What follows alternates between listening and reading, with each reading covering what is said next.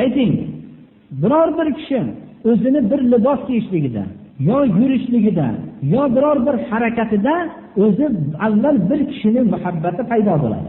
Va shu muhabbati paydo bo'lib unga ergashadi.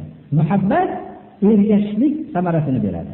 Mana bunda hayotning har bir bosqichini tekshirib ko'ring. Iloji yo'q, bir narsaga ergashadi. Shuning uchun Rasululloh sallallohu alayhi va sallamning hayotlarini komil hayot deb bilmoqligimiz kerak. Bu kishiga ergashsak, Allohning muhabbatiga sazovor bo'lamiz va gunohlarning mag'firat qilinishligiga sazovor bo'lamiz. Inson hayotini o'tkazishlikka majburdir. Xolasin Rasuliga ergashib o'tkazsin, xolasin boshqalarga ergashib o'tkazsin, xolasin ikkovidan ham g'ofil bo'lib hayotini o'tkazsin.